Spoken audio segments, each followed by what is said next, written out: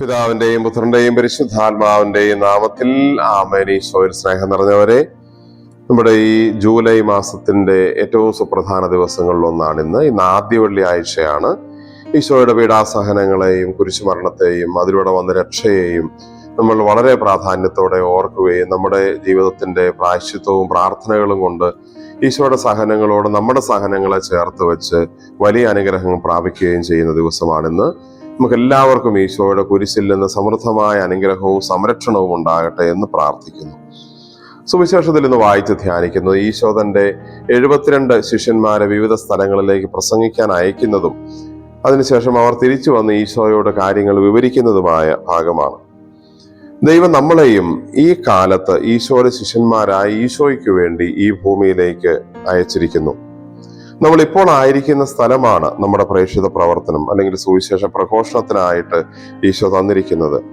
അവിടെ വാക്കുകൊണ്ടും ജീവിതം കൊണ്ടും സുവിശേഷം പ്രസംഗിക്കാനും ഈശോയ്ക്ക് സാക്ഷ്യമാകാനുമുള്ള വിളി നമുക്കുണ്ട് എന്ന് നമുക്ക് ഒന്നാമതായി ഓർമ്മിക്കാം. മറ്റൊരു പ്രധാനപ്പെട്ട കാര്യം, ഈ ശിഷ്യന്മാർ തിരിച്ചു ചെന്ന് ഈശോയോട് കാര്യങ്ങൾ പറഞ്ഞതുപോലെ, കണക്ക് കൊടുത്തതുപോലെ നമ്മളും ഒരിക്കൽ ജീവിതത്തിൽ തിരിച്ചു ചെന്ന് ദൈവത്തിന്റെ മുമ്പിൽ കണക്ക് കൊടുക്കേണ്ടവരാണ്. ദൈവം നമ്മളെ അയച്ച ലക്ഷ്യം മറന്ന് നമ്മുടേതായ രീതിയിൽ ജീവിക്കുകയല്ല, നമ്മൾ തിരിച്ചു ചെന്ന് ദൈവത്തിന് കണക്ക് കൊടുക്കുകയും ദൈവം പറയുന്നത് കേൾക്കുകയും ചെയ്യേണ്ടവരാണ് എന്ന ബോധ്യത്തിൽ നമുക്ക് ഈ ഭൂമിയിൽ ജീവിക്കാൻ സാധിക്കുമ്പോഴാണ് നമ്മുടെ സുവിശേഷ പ്രഘോഷണം നമുക്ക് അർത്ഥവത്താക്കി മാറ്റാനായിട്ട് സാധിക്കുന്നത്. ഈ ശിഷ്യന്മാർ സന്തോഷത്തോടെ തിരിച്ചു ചെന്നു എന്ന് പറയുന്നു. അവർ സന്തോഷമുണ്ടായതിന് കാരണം അവർ ഈശോ പറഞ്ഞത് മാത്രമാണ് ചെയ്തത്. ഈശോയുടെ ആഗ്രഹമനുസരിച്ചാണ് ഭൂമിയിൽ അല്ലെങ്കിൽ അവരെ അയക്കപ്പെട്ട സ്ഥലങ്ങളിൽ ജീവിച്ചതും പ്രവർത്തിച്ചതും സംസാരിച്ചതും. നമുക്കും സന്തോഷത്തോടെ തിരിച്ചു ചെന്ന് ഈശോയോട് പറയാൻ സാധിക്കണമെങ്കിൽ നല്ല ജീവിതം, നല്ല സംസാരവും നല്ല പെരുമാറ്റവും മാതൃകാപരമായ ജീവിതവും നമുക്കും ഉണ്ടാവണമെന്ന് ഈശോ ഓർമ്മിപ്പിക്കും. നമ്മുടെ ഇഷ്ടമനുസരിച്ച് ജീവിക്കാനുള്ള വിളിയല്ല, യാത്രയിലെ അല്ല ദൈവം നമ്മളെ അയച്ചിരിക്കുന്നത്, മറിച്ച് ദൈവത്തിന്റെ സാക്ഷികളാകാൻ ദൈവത്തിന്റെ ഇഷ്ടമനുസരിച്ച് ജീവിക്കാനുള്ള വിളിയാണ്. ഈ ഓർമ്മ നമുക്ക് എന്നും മനസ്സിൽ സൂക്ഷിക്കാം.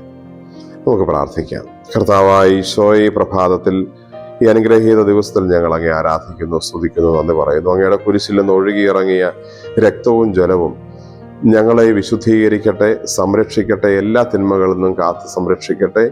ഞങ്ങളുടെ എല്ലാ പ്രത്യേക പ്രാർത്ഥനാ നിയോഗങ്ങളും ഈ ഇന്നത്തെ ദിവസത്തിന്റെ പുണ്യത്തോട് ചേർത്ത് ഞങ്ങൾ സമർപ്പിക്കുന്നു. അങ്ങയുടെ തിരുഹിതത്തിന് യോജിച്ച രീതിയിൽ അവ സാധിച്ചു തരണമേ.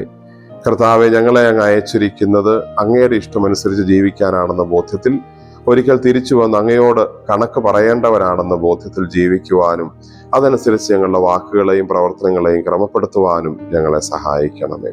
നമ്മുടെ കർത്താവ് ഈശോ മിശിഹായുടെ കൃപയും പിതാവായ ദൈവത്തിന്റെ സ്നേഹവും പരിശുദ്ധാത്മാവിന്റെ സഹവാസവും നാം എല്ലാവരോടും കൂടെ ഉണ്ടായിരിക്കട്ടെ, ഇപ്പോഴും എപ്പോഴും എന്നേക്കും. ആമേൻ. ഈശോ മിശിഹായ്ക്ക് സ്തുതിയായിരിക്കട്ടെ.